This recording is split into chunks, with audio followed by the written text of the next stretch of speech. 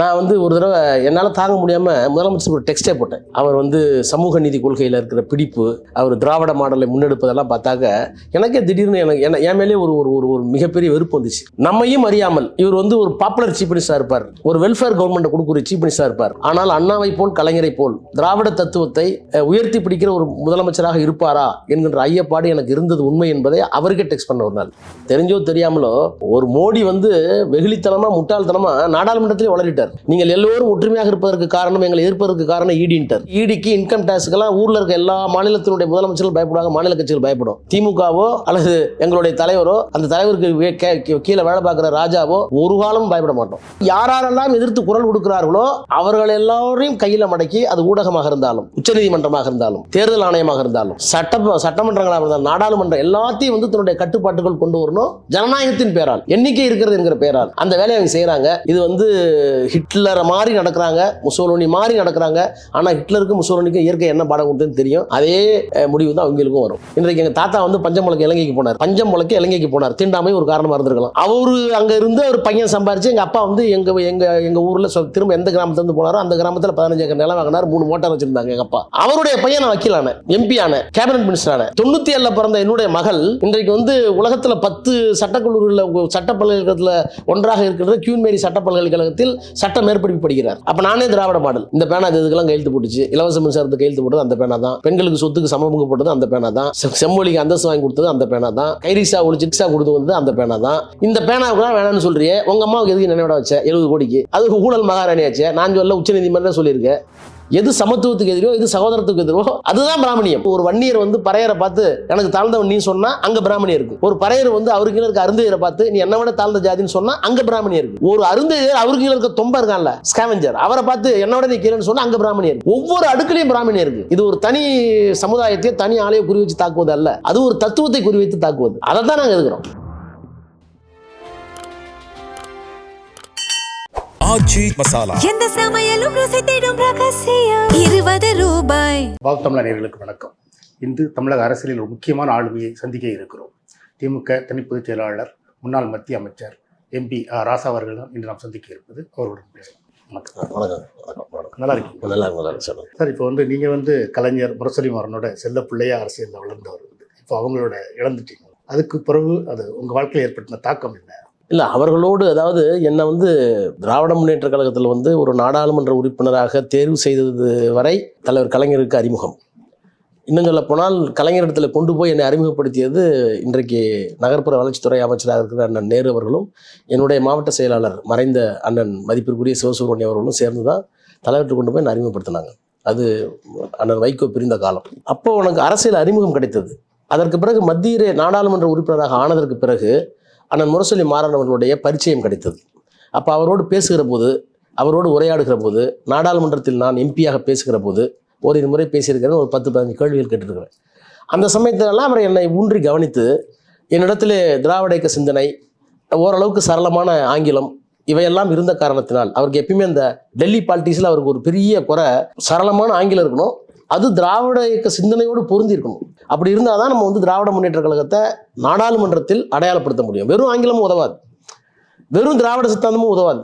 ஆக திராவிட சித்தாந்தமும் கூட்டாட்சி தத்துவத்தை உணர்ந்த ஒரு ஆங்கிலம் இருந்தால் நல்லதுன்னு எப்பவுமே நினைப்பார். அப்படிப்பட்ட ஆட்களை தான் அவர் அதிகமாக லிஃப்ட் பண்ண பார்ப்பார். அப்படி நான் அவருடைய கையில் கிடைத்தேன். அதனால் வந்து அவர் என்னை ரொம்ப ப்ரொஜெக்ட் பண்ணி 99 ஒரு அமைச்சராகக்கூடிய வாய்ப்பை தலைவர் கலைஞரிடத்தில் பரிந்துரை செய்து வாங்கி கொடுத்தார். அதற்கு பிறகு ஒரு அமைச்சராக, துணை அமைச்சராக, இணையமைச்சராக, அப்புறம் கேபினட் அமைச்சராக சிறப்பான முறையில் செயல்பட்ட காரணத்தினாலும் அண்ணன் முரசொலி மாறன் அவர்கள் மருத்துவமனையில் இருந்தபோது நான் அவரோடு மருத்துவத்துறை அமைச்சராக பக்கத்திலே இருந்த காரணத்தினாலும் தலைவர் கலைஞர்களுக்கு மிக நெருக்கமாக வரக்கூடிய வாய்ப்பு. பிறகு அவரோடு பேசுகிற போது, உரையாடுகிற போது என்னிடத்தில் இருந்த திராவிட இயக்க சிந்தனை, பிறகு நான் திராவிடர் கழகத்திலே பயின்ற அந்த காலத்தை எல்லாம் ஆசிரியர் வீரமணி அவர்களும் தலைவர் அவர்களும் கலந்து பேசி அதற்கு பிறகு அவரோடு பேசுகிற வாய்ப்பு கிடைத்த போது ஒரு ஆங்கில புலமை, திராவிட சித்தாந்தம், எதையும் எதிர்கொள்ளக்கூடிய துணிவு, இந்த மூன்றும் இருக்கிற காரணத்தினால் கலைஞருக்கு என்னை அருகிலே வைத்துக் கொள்ள வேண்டும் என்ற எண்ணம் இருந்தது. பெரிய தலைமுறை இடைவெளிக்கு பிறகு கலைஞர் என்கிற ஒரு மிகப்பெரிய ஆளுமைக்கு பக்கத்தில் போய் அவருடைய நம்பிக்கையை ஒரு அங்குலம் கூட குறைத்து கொள்ளக்கூடாது என்பதிலே மிக கவனமாக அவரோடு பயணிக்க வேண்டியிருந்தது. அப்புறம் அதற்கு பிறகு 2G வந்தது. அந்த 2G வழக்கில் கூட நான் எப்படி வாதாடினேன் என்பது அவருக்கு தெரியும். கெடு வாய்ப்பாக தீர்ப்பை பார்க்கலையே தவிர அந்த வழக்கை கூட நான் எப்படி நடத்தி கொண்டிருக்கிறேன் தன்னந்தனியாக என்பதையெல்லாம் பார்த்து அவர் என்னை உச்சி மோந்த காலங்கள்லாம் உண்டு. எனவே ஒரு தாய் தந்தையரை இழந்த குழந்தை எப்படி இருக்குமோ அப்படித்தான் அண்ணன் முரசொலி மாறன் அவர்களையும் தலைவர் கலைஞர் அவர்களையும் இழந்த மனநிலை எனக்கு. ஆனால் ஒரு தாய் தந்தையரை இழந்ததற்கு பிறகு அப்படிப்பட்ட ஒரு தனியாக இருக்கிற குழந்தை மீது கூடுதலான அக்கறையை எப்படி சகோதரர்கள் காட்டுவார்களோ, பரிவை காட்டுவார்களோ, அப்படிப்பட்ட பரிவை பாசத்தை இன்றைக்கும் நம்முடைய தலைவர் தமிழகத்தினுடைய முதலமைச்சர் அண்ணன் முத்துவேல் கருணாநிதி ஸ்டாலின் அவர்கள் என் மீது செலுத்துகிறார் என்பதுதான் எனக்கு இருக்கிற அடையாளமும் ஆறுதலும். கலைஞர் காலகட்ட அரசியலும் பார்த்துருக்கீங்க, இந்த கலைஞர் இல்லாத காலகட்டம் இப்போ உள்ள அரசியலும் பார்க்குறீங்க. இந்த 2 காலகட்டமும் எப்படி இருக்குது வித்தியாசம்? இல்லை நான் ஒரு தடவை என்னால் தாங்க முடியாமல் முதலமைச்சர் ஒரு டெக்ஸ்டே போட்டேன். அவர் சமூக நீதி கொள்கையில் இருக்கிற பிடிப்பு, அவர் திராவிட மாடலை முன்னெடுப்பதெல்லாம் பார்த்தாக்க எனக்கே திடீர்னு என் மேலே ஒரு ஒரு ஒரு மிகப்பெரிய வெறுப்பு வந்துச்சு. நம்மையும் அறியாமல் இவர் ஒரு பாப்புலர் சீஃப் மினிஸ்டராக இருப்பார், ஒரு வெல்ஃபேர் கவர்மெண்ட்டை கொடுக்குற சீஃப் மினிஸ்டராக இருப்பார். ஆனால் அண்ணாவை போல் கலைஞரை போல் திராவிட தத்துவத்தை உயர்த்தி பிடிக்கிற ஒரு முதலமைச்சராக இருப்பாரா என்கின்ற ஐயப்பாடு எனக்கு இருந்தது உண்மை என்பதை அவருக்கே டெக்ஸ்ட் பண்ண ஒரு நாள். எனக்கு வெக்கமாக இருக்குன்னு கூட சொன்னேன். அதாவது நம்ம சொல்லுவோம்ல, சாரி ஐ அண்டர்மைண்ட் யூ, உங்களை குறைத்து மதிப்பிட்டு விட்டேன் அப்படின்னு சொல்லுவோம்ல, அந்த மாதிரி நம்மையும் அறியாமல் இவரை கலைஞரோடு ஒரு பெரிய ஆளுமையோடு பழகிய காரணத்தினால் அந்த தத்துவ அடர்த்தி இவரிடம் இருக்காதோ. இப்போ எம்ஜிஆர் ஒரு பாப்புலர் கவர்மெண்ட் நடத்தினார், ஒரு பாப்புலிஸ்ட் சீஃப் மினிஸ்டர், பட் அவர் தத்துவத்தினுடைய ஆளுன்னு சொல்லவே மாட்டேன். அதே மாதிரி ஜெயலலிதா மக்களால் ஏற்றுக்கொள்ளப்பட்ட ஒரு முதலமைச்சர், அவருக்கு ஒரு ஸ்பேஸ் இருந்தது. அதனால் அவர் பெரிய தத்துவத்தினுடைய தலைவர் ஜெயலலிதா ஒரு காலமே ஏற்றுக்க மாட்டேன். அவர் ஒரு கட்சிக்கு தலைமை தாங்கினார், அந்த கட்சியினுடைய தொண்டர்கள் அவரை நம்பினார்கள், அந்த நம்பிக்கைக்குரிய ஒரு தலைவியாக அவர் விளங்கினார், அவ்வளோதான். அவர் ஆட்சி நடத்தினார், சில திட்டங்களை கொடுத்துருப்பாரு, நிற்காமல் போகிறது வேறு விஷயம். ஆனால் தத்துவத்தின் அடையாளமாக இருப்பது தான். ஏன்னா ஒரு திராவிடியன் ஐடியாலஜிங்கிறது எப்படி ஒரு கம்யூனிஸ்ட் தத்துவத்தை போல ஸ்கூல் ஆஃப் தாட், அவர் எனக்கு எதிர்மறையாக கூட இருக்கலாம், தப்பாக கூட இருக்கட்டும், அப்படி இவர் நிற்பாரா என்கின்ற ஐயப்பாடு எனக்கு இருந்தது. ஆனால் இன்றைக்கு எல்லாவற்றையும் உடைத்து விட்டு, இன்னும் சொல்ல போனால் அண்ணா காலத்தில் ஜனசங்கம் இல்லை தமிழ்நாட்டில், கலைஞர் காலத்தில் பிஜேபி இருந்தது, ஆனால் தன்னுடைய கட்டுப்பாட்டில் கக்கத்தில் வைத்திருந்தால் கலைஞர். இன்னைக்கு அண்ணா இல்லை, கலைஞர் இல்லை, பெரியார் இல்லை. இந்த காவி நிறத்தை கொடூர காவி நிறத்தை ஓங்கி ஒழிக்கின்ற ஆர்எஸ்எஸ்னுடைய அபாய குரலை தடுத்து நிறுத்துகிற ஆற்றல் அண்ணாவுக்கு இருந்தது, கலைஞருக்கு இருந்தது அப்படின்னு நம்ம நம்பினோம். ஆனால் அண்ணா கலைஞர் இருவருடைய கூட்டு கலவையாக சேர்ந்து நின்று திராவிட மாடல் என்று சொல்லி ஆரியத்தை வேறு இருக்கின்ற ஆர்எஸ்எஸ்ஸை வேறு இருக்கக்கூடிய ஒரு வீரியமிக்க தலைவராக இன்றைக்கு தமிழ்நாட்டில் மட்டுமல்ல இந்தியாவிலேயே உயர்ந்திருக்கிறார் என்பது நான் உள்ளபடியே புலங்காகிதம் அடைகிறேன், ஆச்சரியம் அடைகிறேன். அவரை ஒரு காலத்தில் குறைத்து மதிப்பிட்டதற்காக நான் வெளிப்படையாக வெட்கப்படுகிறேன், வேதனைப்படுகிறேன். நீங்கள் சொன்னீங்க இப்போ இந்தியாவிலே ஒரு தலைவராக உயர்ந்து நிற்கிறாருன்னு சொல்லி, இப்போ அவரை பிரதமராகவே முன்னிறுத்திலாம் தலைவர்கள் பேசுகிறாங்க. அதே நேரத்தில் அதுக்கு பாஜக நிறைய விமர்சனங்கள் வைக்குது. தேசிய அரசியலே தெரியாதவர் இப்படி தேசிய தலைவராக ஆக முடியும்னு பாஜக தலைவர் அண்ணாமலை சொல்றாரு. எப்படி? அதாவதுங்க, ஒரு மாநில கட்சியினுடைய தலைவராக இருந்தவர், ஒரு மாநில கட்சியினுடைய தலைவராக தந்தை இருந்தவர், 5 முறை ஆட்சி செய்தவர், அவருடைய காலத்தில் அமைச்சராக இருந்தவர், ஒரு 50 ஆண்டு காலமாக தமிழ்நாட்டுடைய அரசியலை இளைஞரணி செயலராக இருந்து மாவட்ட பிரதிநிதியாக இருந்து தொடர்ந்து ஒரு பரிணாம வளர்ச்சி பெற்று அரசியலை ஊன்று கவனிக்கிறவர். அப்போது நீங்கள் எப்போ சொல்லணும்னா, இதுவரை திராவிட முன்னேற்ற கழகம் தேசிய அரசியல் பங்கெடுக்கவில்லை அப்படின்னு சொன்னால் இவருக்கு இது அனுபவம் இல்லைன்னு சொல்லலாம். திமுக எப்பப்பெல்லாம் இப்போ நீங்கள் முரசொலி மாறனோ டிஆர் பாலுவோ டிஜே வெங்கட்ராமனோ மந்திரியாக இருக்கிற போது இவருக்கு அரசியல் தெரியாதா? அப்போ இளைஞர் செயலர் தானே, அப்போ மாநாடு நடத்துனவர் தானே. அப்போது திராவிட முன்னேற்ற கழகம் எப்பப்பெல்லாம் தேசிய அரசியல் பங்கெடுக்கிறதோ அப்போதெல்லாம் இவர் திமுகவுடைய ஆளுமை மிக்க 2ஆம் கட்ட தலைவர்களில் ஒருவராக இருந்தார். அவருக்கு எப்படி தேசிய அரசியல் தெரியாமல் போயிடும்? இவருக்கு தேசிய அரசியல் தெரியாதுன்னு சொல்றது அறியாமை, அறிவீனம், முட்டாள்தனம். இப்போ தேசிய அளவில் பாஜகவுக்கு எதிராக மற்ற கட்சிகளை ஒருங்கிணைக்கிறதுக்கு திமுக என்ன திட்டம் வச்சிருக்கு? இல்லை, அதான் இப்போ தலைவர் ஓப்பனாக பேசிட்டாரு. அதாவது இதை தெரிஞ்சோ தெரியாமலோ ஒரு மோடி வெகுளித்தனமாக முட்டாள்தனமாக நாடாளுமன்றத்திலே வளரிட்டார். நீங்கள் எல்லோரும் ஒற்றுமையாக இருப்பதற்கு காரணம், எங்களை எதிர்ப்பதற்கு காரணம் ஈடின்ட்டார். புரியுது உங்களுக்கு? நாங்கள் சொல்லலை. அப்போது அவரே ஒத்துக்கிட்டார், ஈடியை நான் தான் போடுறேன், உங்களால் ஒழிக்கிறேன்ட்டு. அப்போ இடி, இன்கம் டேக்ஸ், சிபிஐ 3க்காக இன்றைக்கு ஆளுங்கட்சியில் இருக்க எல்லோரும் பயப்படுறாங்க. சந்திரசேகருடைய மக கவிதா எப்போ வேணாலும் அரசாகணும்னு போடுறோம். புரியுது உங்களுக்கு? ஹிமாச்சல பிரதேசனுடைய முன்னாள் முதலமைச்சராக இருந்தவர், காங்கிரஸ் ஆட்சி நடந்தபோது அவர் ஒரு சொந்த பையனுக்கு திருமணம் நடக்குது ஒரு ஓரமாக, அடுத்த பக்கம் சிபிஐ ரைடு நடக்குது. அப்போ யாரால ஒன்றில் திமுக வந்துட்டு போனார் லல்லு பிரசாத் பையன் டெப்டி சீஃப் மினிஸ்டர், இங்கே வந்துட்டு போனப்பா நேற்று ரைடு எடுக்குதே, இன்னைக்கு ரைடு நடக்குது. இதெல்லாம் அப்பட்டமாக தெரியலையா? அப்பட்டமாக தெரியலையா? அதாவது 15 வருஷத்துக்கு முன்னாடி எதெல்லாம் பார்த்து எந்தெந்த கம்பெனிலாம் பார்த்து 2Gக்கு ராஜாவுக்கும் சம்மந்தம் இல்லைன்னு சொல்லிட்டு போனாங்களோ, இந்த சொத்துக்கும் ராஜாவுக்கும் சம்மந்தம் இல்லைன்னு சொன்னாங்களோ, அதே சொத்தை திரும்ப ஒரு தடவை ரைட் அடிச்சு அதுக்கே ஒரு இடி போடுறீங்களே. எதுக்காக பயமுறுத்தவா? அதான் சொல்கிறேன், இதுக்கு வந்து ஈடிக்கு இன்கம் டேக்ஸுக்கெல்லாம் ஊரில் இருக்க எல்லா மாநிலத்தினுடைய முதலமைச்சர்கள் பயப்படுவாங்க, மாநில கட்சிகள் பயப்படும். திமுகவோ அல்லது எங்களுடைய தலைவரோ, அந்த தலைவருக்கு கீழே வேலை பார்க்குற ராஜாவோ ஒரு காலமும் பயப்பட மாட்டோம்.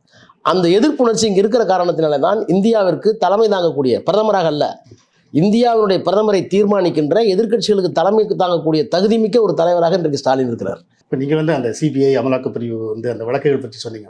ஆமாம், நீங்களும் அதை எதிர்கொண்டிருக்கீங்க. ஹம்பக், சும்மா நான்சென்ஸ், ஒன்றுமே இல்லாமல் சும்மா ஒரு ஈடி போட்டுக்க வேண்டியது, அது சொத்துக்கள் முடக்கன்னு போட வேண்டியது, பிம்பம் தானே. 1,75,000 கூட எங்கே போச்சு?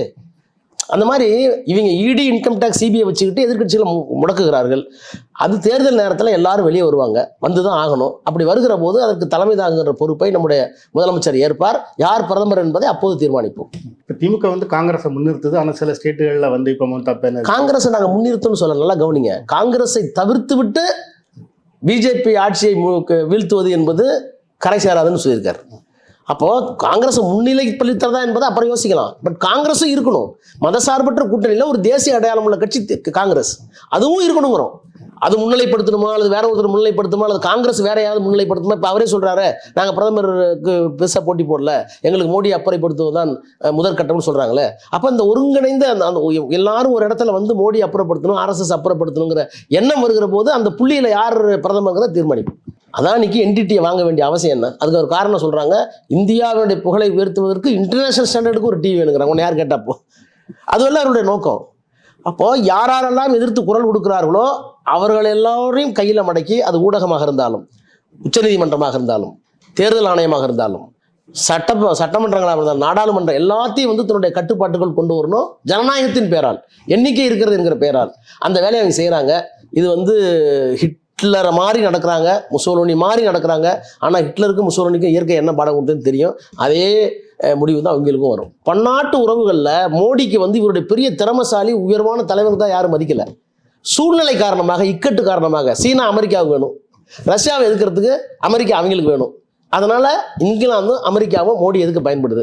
இதை எப்படி இவர்கள் சொல்லுகிறார்கள் என்றால், அமெரிக்காவே எங்களை பார்த்து பயப்படுது, இங்கிலாந்து எங்களை பார்த்து பயப்படுது, எங்களுடைய தலைவர் விஸ்வகுரு, ஏற்கனவே ஜெகத்குரு சங்கராச்சாரியர் இருந்தார், இப்போ அதை தாண்டி விஸ்வகுரு எங்க மோடிங்கிறாங்க. அப்போ இங்கே தான் ஸ்டாலின் நிற்கிறார். அமெரிக்கா மோடியை பார்த்து மௌனிக்கிறது, காரணம் தெரியும் உங்களுக்கு. இங்கிலாந்து மௌனிக்கிறது, பிபிசிக்கு எதிராக, ஹிண்டன்பர்க்கு எதிராக மௌனிக்கிறது. ஆனால் இன்றைக்கும் ஒரே ஒரு குரல், நாடாளுமன்ற உறுப்பினர்களை கூட்டி முடக்குங்கள் நாடாளுமன்றத்தில் என்று சொன்ன ஒரே அரசியல் கட்சியினுடைய தலைவர் இந்த முத்துவேல் கருணாநிதி ஸ்டாலின் அவர்கள் தான். நீங்கள் சொன்னீங்க வந்து முன்னாடி இப்போ கலைஞர் காலத்தில் இல்லாத அளவுக்கு, அண்ணா காலத்தில் இல்லாத அளவுக்கு பாஜக RSS இன்னைக்கு வளர்ந்துருக்கு அப்படின்னு சொல்லி. இன்னைக்கு பாஜக RSS வந்து திமுக மேலே இந்துக்களுக்கு எதிரானவங்க அப்படிங்கிற ஒரு விமர்சனத்தை தொடர்ந்து வச்சுக்கிட்டே இருக்காங்க. இந்த இந்துங்கிற பேர் வரதுக்கு முன்னாடி இதற்கு பேர் சனாதனம். அந்த சனாதன மதங்கிறது ஒன்றில் 1916 இந்து பனாரஸ் யூனிவர்சிட்டி, அவங்க தான் இந்து மதத்துக்கு அத்தாரிட்டி. மதன் மோகன் மாளவியா ஆரம்பிச்சது ஒன்று. அந்த ஆத்தன்டிகேட்டட் புக்கில் 1916 சனாதன தர்மா புத்தகம் இருக்குது. அந்த புத்தகத்தை எடுத்து பாருங்கள். இது வந்து சனாதன தர்மா வந்து eternal religion, it is owned by Aryan people. ஆரியர்கள் உயர்ந்தவர்கள், அழகானவர்கள், அவர்களுக்கான மதம் இது. அந்த சனாதன மதத்தில் தான் 4 வர்ணம் வருது. புரியுதா உங்களுக்கு? இதைத்தான் நான் கன்ஃபியூஸ் பண்ண வேணான்றோம். அதாவது எப்போவோ வெள்ளைக்காரன் வந்து கிறிஸ்தவர்களை பார்த்துட்டு, முஸ்லீம்களை பார்த்துட்டு, மீதி இருக்கிற கிறிஸ்தவர்கள் அல்லாத, இஸ்லாமியர்கள் அல்லாத, பௌத்தர்கள் அல்லாத இவர்களுக்கெல்லாம் என்ன பேர் கொடுக்கலான்னப்ப, சிந்து நதிக்கரைக்கு அப்பால் இருக்கிற இந்த மக்களுக்கு அந்த அந்த பாரசீகத்தில் சிந்துங்கிறது நம்ம சொல்லும்போது ஹிந்துன்னு மாறும் உச்சரிப்பு. அப்படி இந்துன்னு பேர் கொடுத்தாங்க. அந்த இந்துங்கிற பேரை வச்சுக்கிட்டு நாங்கள் இந்துக்களுக்கு எதிர்வங்கிறீங்க. நான் கேட்குறேன், கீழே இருந்து வருவோம். அருந்தையர்களுக்கு 3% இடஒதுக்கீடு கொடுத்தது நாங்கள், அவங்க இந்துக்களா இல்லையா? வன்னியர்களுக்கு MBC கொடுத்தது நாங்கள், ஏறத்தாழ 20% இருப்பாங்க, அவர்கள் இந்துக்களா இல்லையா? முக்குளத்தோருக்கு உரிமை கொடுத்தது யாரு? நாங்கள் தானே. ஆதி திராவிடர்களுக்கு 14 to 18 எத்தனை, அவங்க யாரு? இந்த 100 ஆண்டு கால திராவிட ஆட்சி, அந்த காலத்துல இருந்து நீதி கட்சி ஆட்சியில இருந்து திமுக வர நாங்கள் வந்து இது வந்து பிராமணர் அல்லாத ஒரு இயக்கம்னு சொல்கிறோம். இந்த பிராமணர் அல்லாத ஒரு இயக்கத்துக்கு தான் கோயிலை திறந்துவிடுன்னு சொன்னோம், ரோடை திறந்துவிடுன்னு சொன்னோம், படிப்பை திறந்துவிடுன்னு சொன்னோம், சுகாதாரத்தை திறந்துன்னு சொன்னோம், பெண்ணுக்கு கல்வி விடுன்னு சொன்னோம். நாங்கள் பெண்ணுக்கு கல்வி கொடுத்ததெல்லாம் என்ன, நாங்கள் என்ன இஸ்லாமிய பெண்களுக்கு சொன்னோமா, கிறிஸ்தவ பெண்களுக்கு சொன்னோமா? படிக்காத இந்து பெண்கள் தானே சொன்னோம்.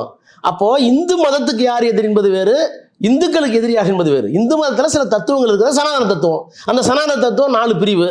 அந்த தத்துவத்திற்கு நாங்கள் எதிரிகள், இந்து மக்களுக்கு நாங்கள் எதிரிகள் அல்ல. ஒருவேளை இந்து மக்களுக்கு எங்கள் எதிரின்னு யாரை சொல்லலாம்னா பிராமணர்கள் வேணால் எங்களை சொல்லலாம். ஏன்னா அவங்க வந்து ஏகபோகமாக உரிமை வச்சிருக்கிறத நாங்கள் விரும்பலை, நேரடியாக எதிர்க்கிறோம். பெரியார் நேரடியாக எதிர்த்தார், அண்ணா நேரடியாக எதிர்த்தார், கலைஞர் நேரடியாக எதிர்த்தார், இப்போ இருக்க தலைவர் எதிர்த்தார்.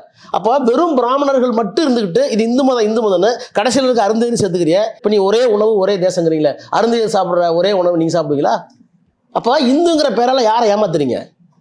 சட்டத்தால் அறியப்பட்ட இந்துக்கள் எல்லோருக்கும், தாழ்த்தப்பட்ட பிற்படுத்தப்பட்ட எல்லா இந்துக்களுக்கும் நாங்கள் தான் ஜவாப்தாரி, நாங்கள் தான் தலைமை தாங்குறோம், நாங்கள் தான் உரிமை வாங்கி கொடுக்குறோம். அதனால தான் சொன்னேன், இந்துவிலே 2 ஆக்கிட்டேன். சனாதன இந்து, சமத்துவத்தை விரும்புகின்ற சனாதனத்தை எதிர்க்கின்ற சாமானிய இந்து. நாங்கள்லாம் சபிக்கப்பட்ட இந்துக்கள் 2000 வருஷமா, தாழ்த்தப்பட்ட பிற்படுத்த மக்கள். இந்த சபிக்கப்பட்ட இந்துக்கள் சார்பாக நாங்கள் நிற்கிறோம். நீ சனாதனத்தை தூக்கி பிடிக்கிற, நீ இந்து இருக்கிற, அதனால இனிமேல் இந்துன்னு என்னையும் சேர்த்து சொல்லாத. நான் வேற இந்து, நீ வேற இந்து. இந்த இந்தியில 2 பிரிவுகள் இருக்கிறது என்பதை புரிந்து கொண்டால் அவர்கள் செய்கின்ற துஷ்பிரயாரத்தை ஈஸியாக முறியடிக்கலாம். நீங்கள் சொன்ன மாதிரி ஒரு 100 வருட திராவிட அரசியலுக்கு பின்னாடி தான் மக்கள் உள்ள கீழே மேலே வந்திருக்காங்க. ஆனால் இன்னைக்கு அதே மக்கள் இடஒதுக்கீடுக்கு எதிராக பேசுறது இல்லை, அதுதான் ஒரு 10 ஆண்டு காலமாக போதுமான பிரச்சாரம், அதிமுக அரசாங்கம் வந்தனுடைய விளைவு, இவையெல்லாம் இல்லாத காரணத்தினால், ஒரு எஃபெக்டிவ் ப்ரொபகண்டா இல்லாதனால, ஒரு அரசாங்கம் எங்கள் கையில் இல்லாதனால, இப்போ நாங்கள் 10 வருஷம் முன்னாடியே திராவிட மாடல் நாங்கள் எடுத்துருந்தோம்னா, 10 வருஷத்துக்கு முன்னாடியே நீங்கள் இருளர் வீட்டுக்கு போய் முதலமைச்சர் போயிருந்தாருன்னா, நரிக்குறவர் வீட்டுக்கு போயிருந்தாருன்னா, ஏன் நாங்கள் போகிறோன்னு காரணம் சொல்லியிருந்தோம்னா, இந்த 10 ஆண்டு காலத்தில் ஒரு இடைவெளி வந்திருக்காரு. 10 ஆண்டு காலம் என்பது அரசியலில் ஒரு மிகப்பெரிய ஒரு டிகேட். அவன் ஒரு டிகேட்டுக்கு நாங்கள் கொள்கையை சொல்லிக் கொடுக்கல இல்லையா? சொல்லிக் கொடுக்காதனால மக்களுக்கு புரியல. இப்போ என்ன சொல்கிறாங்க? இப்போ நான் கேட்குறேன், நான் என்னோட படித்த மாணவர்களே இடஒதுக்கீடில் படித்தவங்கெல்லாம் கேவலமாக பார்க்குறது, அந்த குத்தி காட்டுறது, நீங்கள்லாம் இடஒதுக்கீடில் வந்தீங்கன்னு. இப்போ இவங்க ஒரு இடஒதுக்கீடு வாங்கிறாங்க, அதுக்கு என்ன பேர்? எக்கனாமிக்கல் வீக்கர் செக்ஷன் வாங்கியிருக்காங்களே, ஒரு பெரிய சூட்சமாக தெரிஞ்சுங்க. ஐஐடியில் நீங்கள் எடுத்து பார்த்தீங்கன்னா, SC/ST கமிஷனில் நான் இருக்கேன், பார்லிமெண்ட் கமிட்டியில். நீங்கள் 198 backward class cut off, 196.5 scheduled caste. எவ்வளோ வித்தியாசம்? 1.5%. இந்த 1.5%க்கு பேக்வர்ட் கிளாஸ் உட்பட அப்பர் கிளாஸ் உட்பட ஷெட்யூல் காஸ்ட்டை இழிவாக பார்க்குறீங்க. இவெல்லாம் கோட்டா வந்துட்டான். இந்த பேக்வர்ட் கிளாஸ் 198 வாங்கினா பாருங்க, அவங்கள பிராமணர்கள் இவெல்லாம் கோட்டா வந்துட்டான்னு நினைக்கிறான். இப்போ நீங்கள் ஒரு கோட்டா வாங்கிறீங்கல்ல, எக்கனாமிக்கலி வீக்கர் செக்ஷன், அதில் உங்கள் மார்க் என்ன? 183. 183 வாங்கினா ஒரு பிராமணரையோ ஒரு ரஜபுத்திரரோ உள்ளே வரும்போது ஐஐடியில் அவரை யாரை கேவலப்படுத்துறா? ஏன் இவங்க எல்லாம் போய் கேவலப்படுத்த மாட்டேங்கிறாங்க? எந்த திமிரு? பிறப்பின் அடிப்படையில் தானே. அப்போ மெரிட்டுங்கிறது மெரிட் மை ஃபுட்னாங்க, கால் செருப்புடா மெரிட்னாங்க. அப்போ நீ மெரிட்டில் ஒருத்தனை ஆவணப்படுத்தணும்னா ஷெட்யூல் காஸ்ட் ஆவணப்படுத்துறல, பேக்வர்ட் கிளாஸ் ஆவணப்படுத்துறல. பேக்வர்ட் கிளாஸுக்கு கீழே ஷெட்யூல் காஸ்ட்டுக்கு கீழே ஃபார்வர்ட் கம்யூனிட்டி 10 மார்க் குறைச்சி வாங்கியிருக்கானே, 8 மார்க் குறைச்சி வாங்கியிருக்கானே, அவனையே நீ ஆவணப்படுத்த மாட்டேங்கிற? அவன் ஏன் சூசைட் பண்ணிக்க மாட்டேங்கிறான்? புரியுது உங்களுக்கு? இங்கே தான் திராவிட தத்துவம் தேவைப்படுது, இங்கே தான் திராவிட மாடல் தேவைப்படுது. இதை புரிந்து கொள்வதற்கு, புரிய வைப்பதற்கு எங்களுக்கு கால அவகாசம் இல்லை. இப்போ வந்திருக்கோம், செஞ்சுக்கிட்டு இருக்கோம். இதே மாதிரி பார்த்தீங்கன்னா இன்னும் ஒரு 50 வருஷம் திராவிட ஆட்சிக்கு பின்னாடி தீண்டாமை பல வடிவங்களில் இருக்குது. இப்போ தண்ணீர் தொட்டிலேயே மலத்தை கலக்கின மாதிரி விஷயங்கள் இருக்குது. இது சரியா போய் மக்கள்கிட்ட சேரல அப்படின்னு சார். அதாவதுங்க, ஜாதி தீண்டாமை ஒழிப்புலாம் நீங்கள் 2000 வருஷம் 2000 ஆண்டுகளுக்கு முன்பாக பாணன், பறையன், துடியன், கடம்பன் 4 குளமும் அல்லன்னாங்க. குளமும் அல்லங்கிறது அந்த நிலப்பரப்பு ஏரியாவில். இப்போ ஒரு கடற்கரை ஓரமாக நான் கேட்குறேன், 2000 ஆண்டுகளுக்கு முன்னால் சென்னையில் கடற்கரை ஓரமாக ஒரு 5000 குடிசைகள் இருந்திருக்கு, குப்பங்கள் இருந்திருக்கு. இவங்க போய் கொடைக்கானல்லையோ ஊட்டியிலே போய் பொண்ணு கொடுக்க முடியும், திருமணம் செஞ்சுக்க முடியும்? அப்போ தங்களுடைய வாழிட வட்டாரத்தில் செய்கின்ற தொழிலை நிலப்பரப்பிற்கு ஏற்ப அவர்கள் குளமாக வாழ்ந்தார்கள். குறிஞ்சி நிலம், மருது நிலம். மருது நிலத்தில் நெல் இருந்தது, வசதியாக சாப்பிட்டாங்க, வசதியாக இருந்தது, கோயில் கட்டினாங்க. அவங்க ஒரு மாதிரி இருந்தாங்க. பிரிவினைகள் இருந்தது, குளங்களாக இருந்ததே தவிர ஏற்றத்தாழ்வுகள் இல்லை. நீங்கள் அதை தான் அம்பேத்கர் அழகாக சொல்வார், ஹரிசாண்டல் டிவிஷனுங்கிறது வேறு. இதை இப்படி பிரிச்சுக்க, அதை அப்படி பிரிச்சுக்கன்னு ரூமை 4 பிரிச்சுக்கிறது வேறு. ஆனால் ஒன்று மேலே ஒன்று வைக்கிறது வேறு. இந்த ரூமை 2 பிரித்து நீ அந்த பக்கம் அந்த பக்கம்னா சமமாக தான் இருக்கும், ஆனால் பிரிவினை இருக்குது. ஆனால் ஒரு ஏணிப்படிக்கு மேலே மேடிச்சு வச்சிங்கன்னா நான் மேலே இருக்கேன், நீ கீழே இருக்கேம்மா. இதை செஞ்சது தான் அந்த மதம். அப்போது இந்த மத ரீதியான விளையாட்டு 2000 ஆண்டு காலமாக இந்த கொடுமை நடக்குது. இந்த 2000 ஆண்டு கால சைக்காலஜியை நீங்கள் இப்போ நான் 100 ஆண்டில் எவ்வளோ உடைச்சிருக்கோம் நீதி கட்சி இப்போ என்ன சொல்கிறாங்க, 100 வருஷம் வந்துருச்சா ஜாதி ஒழிஞ்சு போச்சாங்கிறாங்க. நீ 2000 வருஷமாக என்கிட்ட போதிச்சிருக்க ஜாதியை, அதுலேருந்து நான் வெளியே வரணும்ல, ஒரு தாழ்வு மனப்பான்மை எங்கள்கிட்ட போகணும்ல. இப்போ ஏன் நான் ஏன் இவ்வளோ கம்பீரமாக இருக்கேன்? நான் ஏன் பெரியார் கொடுத்த உணர்வு, அண்ணா கொடுத்த உணர்வு, அம்பேத்கர் கொடுத்த உணர்வு, நான் பெற்ற கல்வி, என்னுடைய குடும்ப 2-3 தலைமுறையாக நாங்கள் படித்ததனுடைய விளைவு, பொருளாதாரத்தில் நான் அடைந்திருக்கிற, எங்கள் குடும்பம் அடைந்திருக்கிற மேட்டிமை. இன்றைக்கு எங்கள் தாத்தா பஞ்சம் முளைக்க இலங்கைக்கு போனார். பஞ்சம் முளைக்க இலங்கைக்கு போனார். தீண்டாமை ஒரு காரணமாக இருந்திருக்கலாம். அவரு அங்கே இருந்து அவர் பையன் சம்பாரிச்சு எங்கள் அப்பா வந்து எங்கள் ஊரில் திரும்ப எந்த கிராமத்துலேருந்து போனாரோ அந்த கிராமத்தில் 15 ஏக்கர் நிலம் வாங்கினார், 3 மோட்டார் வச்சுருந்தாங்க எங்கள் அப்பா. அவருடைய பையன் நான் வக்கீல் ஆனேன், எம்பி ஆனேன், கேபினட் மினிஸ்டர் ஆனேன். நல்லா கவனிங்க, 1910-15 எங்கள் தாத்தா ஓடினார். 40-50களில் எங்கள் அப்பா இங்கே வந்து வீடு கட்டினார், நிலம் வாங்கினார். 64 நான் பிறந்தேன், நான் இன்னைக்கு மினிஸ்டர் ஆகிட்டேன். 97 பிறந்த என்னுடைய மகள் இன்றைக்கு வந்து உலகத்தில் 10 சட்டக்கல்லூரியில் சட்ட பல்கலைக்கழகத்தில் ஒன்றாக இருக்கின்ற கியூன் மேரி சட்ட பல்கலைக்கழகத்தில் சட்ட மேற்படிப்பு படிக்கிறார். அப்போ இந்த 100 ஆண்டு கால வரலாறுங்கிறது நீதி கட்சியினுடைய வரலாறு, திராவிட இயக்க வரலாறு. அப்போ நானே திராவிட மாடல். இப்போ இந்த 100 ஆண்டு காலத்தில் மாற்றம் நடக்கலையா? நடந்திருக்கு. But process will be slow. நீங்கள் 2000 ஆண்டை பார்க்கணுமே தவிர இப்போ 30 வருஷத்தில் வரலன்னா முதல்ல caste is state of mind. ஜாதி எங்கே, அவரை பார்த்து என்ன ஜாதி சொல்லிடுவீங்களா? இவரை பார்த்து இவர் ஜாதியை பார்த்து சொல்லிட்டீங்களா? நீங்கள் சொல்ல முடியாது. அது வந்து ஸ்டேட் ஆஃப் மைண்ட். அப்போ ஜாதிங்கிறதும் அந்த ஜாதியால் ஏற்பட்ட தாழ்வு மனப்பான்மைங்கிறதும் நம்ம வந்து மண்டையிலேருந்து எடுக்கணும். அதை எடுப்பதற்கு பெரியார் தேவை, அண்ணா தேவை, கலைஞர் தேவை, ஸ்டாலின் தேவை. அதை நான் செஞ்சுட்டு இருக்கோம். இது ஒரு ப்ராசஸ். இந்த ப்ராசஸ் போகிறது லேட்டாக தான் ஆகும். அதனால தீண்டாமல் ஒழிஞ்சு போச்சாலும் இப்போ கேட்க முடியாது, இருக்கும். பட் புரிதல் வர வர வர ஏங்க ஒரு காலத்தில் தொட்டா திட்டுனாங்க, இன்னைக்கு தொட்டுக்கிறாங்க. வீதிக்குள்ளே போனால் திட்டுனாங்க, இன்னைக்கு வீதிக்குள்ளே போகிறாங்க. அப்புறம் சாப்பிட்டாவே திட்டுனாங்க, இன்னைக்கு சாப்பிட்டுக்கிறோம். இப்போ எங்கே நிற்கிது? திருமணத்தில் நிற்கிது, ஆணவ கொலையில் நிற்கிது. அதுவும் அறிவியலால் அகலும்.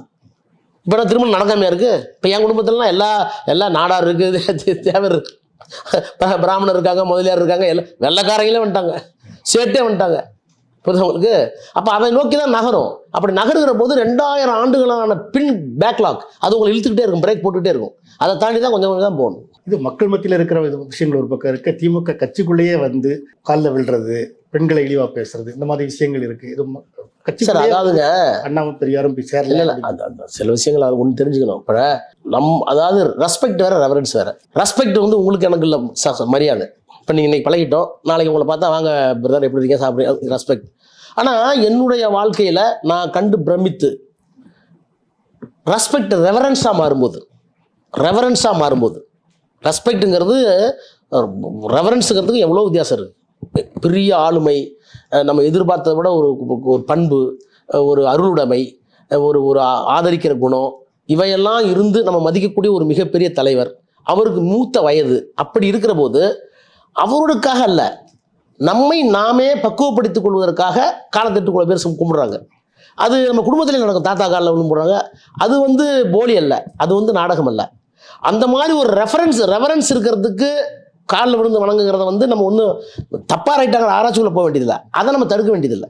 ஆனால் செயற்கையாக காலில் விழு வைக்கிறது, இந்த கலாச்சாரத்தை ஜெயலலிதா தான் ஏற்படுத்தினாங்க.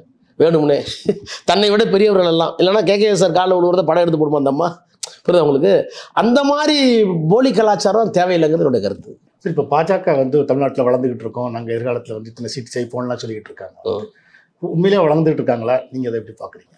இல்லை, வளர்ந்துக்கிட்டு இருக்காங்க விட எப்போவுமே லைட்டை விட சவுண்டுக்கு பலம் அதிகம்.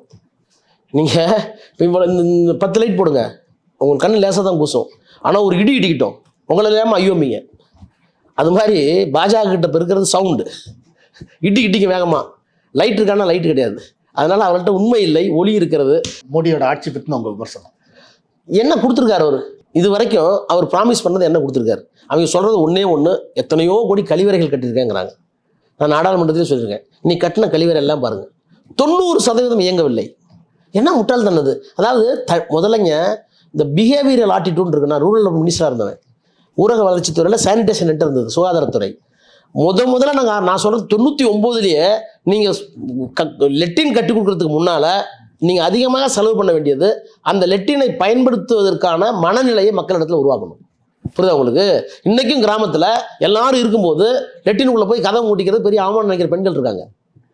எல்லாத்துக்கும் முன்னாடி எப்படி போகிறதுன்னு நினைக்கிறாங்க, மறைமுகமான போகணும்னு நினைக்கிறாங்க. அந்த அப்புறம் ஏங்க பக்கத்தில் சாப்பாடு இடம் இருக்குது, அது பக்கத்துலேயே கட்டுறீங்க அப்படிம்பாங்க. அப்புறம் அதுக்கு தண்ணி எங்கே கேட்பாங்க, தண்ணி ஊற்றலைன்னா அந்த சீவேஜ் அப்படி நிற்கும். அப்போது அது தண்ணி ஊற்றினா தான் போகும், போதுமான தண்ணி வேணும். பிஹேவியரல் சேஞ்சஸ் அவங்களுக்கு சொல்லிக் கொடுக்கணும். இந்த டாய்லெட் சுகாதாரமானது தப்பு இல்லை, இது வந்து எப்படி சிறுநீர் போகிறோமோ எப்படி சாப்பிட்றதோ அது மாதிரி மனித கழிவு இயற்கை தான். 10 பேர் இருக்கும்போது கூட கொஞ்சம் இருப்பா வயிறு வலிக்குது அப்படின்னு சொல்லிட்டு போய் லாக் பண்ணிக்கிறோம்ல. இப்போ நம்ம 10 பேர் வீட்டில் உட்காந்துருக்கோம், நம்மளாம் வந்து படிச்சிட்டோம், பேசிகிட்டே இருக்கோம், பையன் டேப்பா வயிற்று கலக்குதுப்பா அப்படின்னு ஓடுறோம். குழந்தை இருக்குது, பிள்ளைங்க, அதை தான் அவமானமாக நினைக்கிறோமா? ஆனால் பெண்கள் இன்றைக்கும் கிராமத்தில் எல்லாரும் இருக்கும்போது கக்கூஸ்குள்ளே போகிறதே தப்புன்னு நினைக்கிறாங்க. அவமானமாக நினைக்கிறாங்க, கூச்சமாக நினைக்கிறாங்க.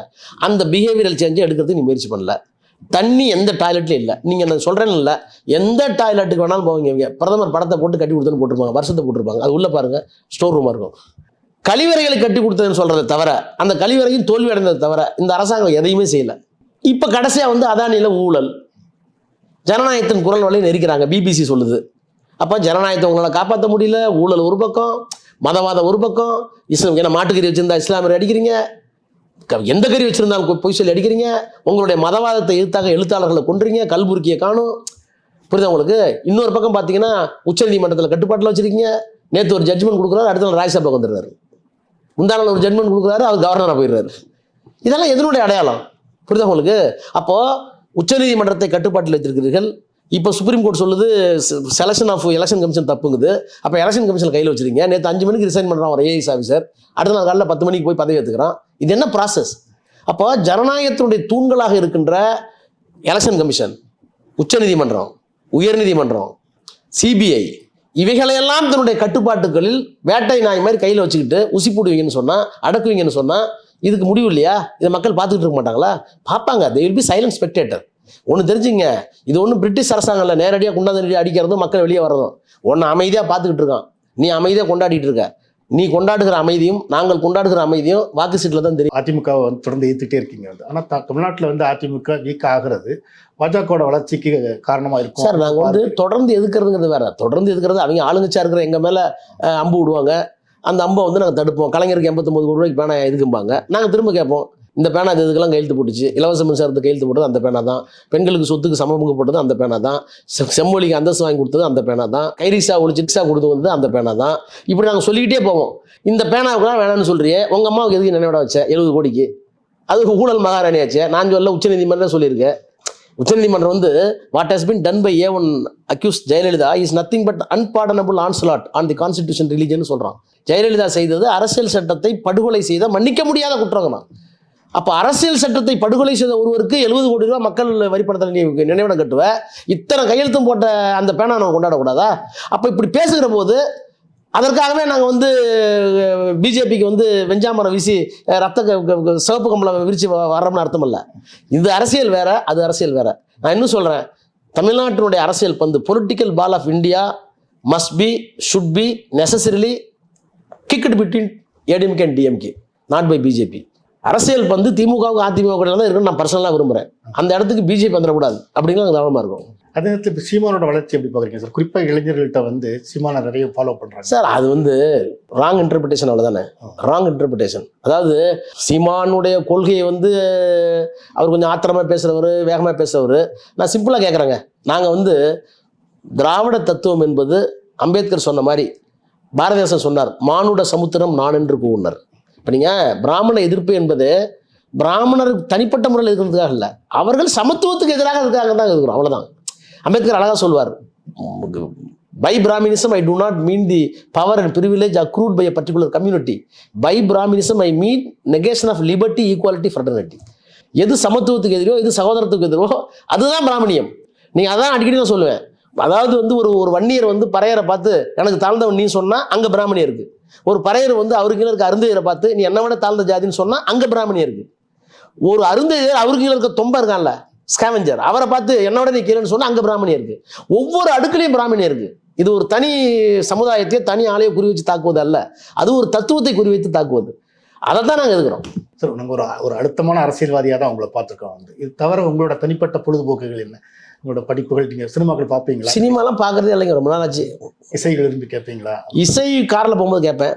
அதிகமாக வாசிப்பு தான், புஸ்தகம் தான் நமக்கு ஏதோ ஒரு விதத்தில் நமக்கு வந்து அறிவு தேடல். அப்புறம் எதிரிகளுக்கு பதில் சொல்லணும்ல, அதனால் எதிரிகளுடைய தத்துவங்களையும் படிக்கணும்.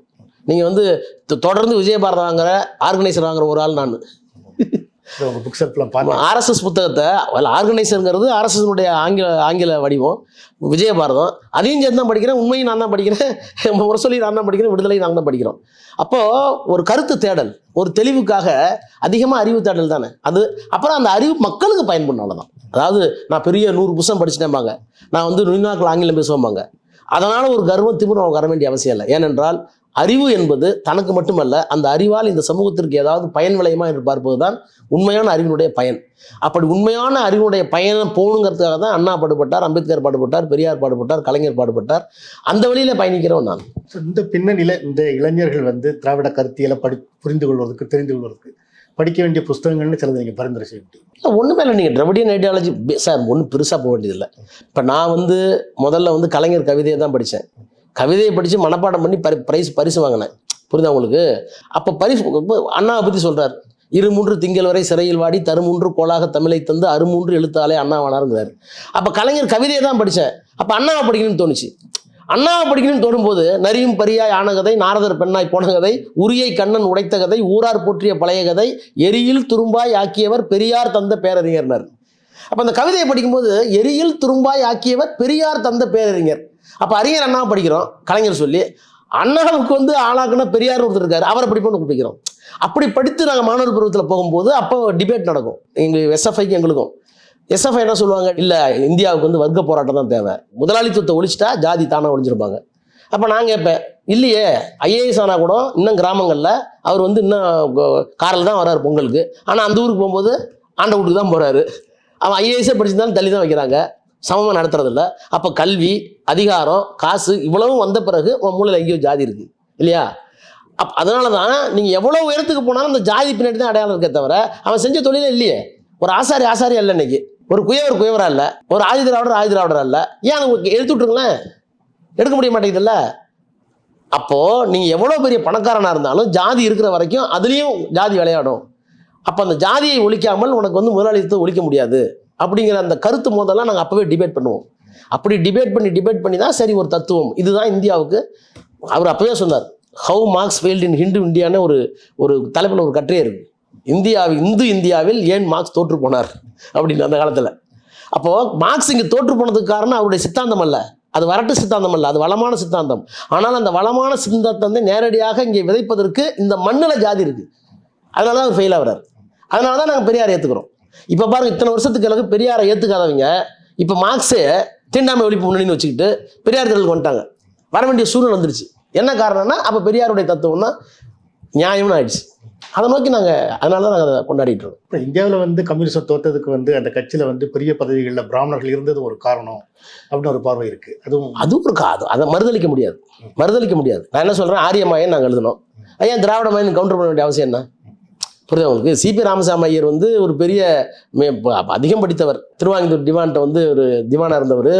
இன்னும் சொல்ல போனால் சுதந்திரம் அடைந்ததுக்கு பிறகு ஒருமைப்பாட்டு கவுன்சில், இன்டகிரேஷன் கவுன்சில் நேரு கொண்டு வந்தார். ஒருமைப்பாட்டு கவுன்சில், அந்த கவுன்சிலுக்கு அவர் தலைவராக போட்டார். அவ்வளோ பெரிய அறிவாளி. ஒரு பல்கலைக்கழகத்தில் துணைவேந்தராக இருந்தவர். அப்புறம் பெரிய பெரிய பதவிகளுக்கெல்லாம் வந்தவர்.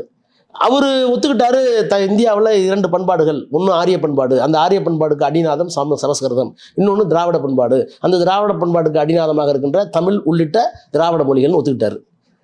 இப்போ அவர் ஒத்துட்டு போனதை இப்போ இருக்கு ஒத்துக்கிறீங்களா? இப்போ திரும்ப என்ன சொல்கிறாங்க, அதெல்லாம் ஒன்றும் கிடையாது, ஆரியமும் கிடையாது, திராவிடம் கிடையாது, என்ன ஒன்று தான், திமுக பொய் சொல்லுது, இது பொய் பித்தலாட்டம் அப்படின்னு சொல்கிறாங்க. ஸோ இந்த மாதிரியான ஒரு டிபேட் போயிட்டே இருக்கும்போது திரும்ப எது உண்மை என்பதை தேட வேண்டிய கட்டாயம் அறிவு சார்ந்தவர்களுக்கு இருக்கிறது என்பதை திமுக உணர்த்தி கொண்டே இருக்கிறது. நன்றி.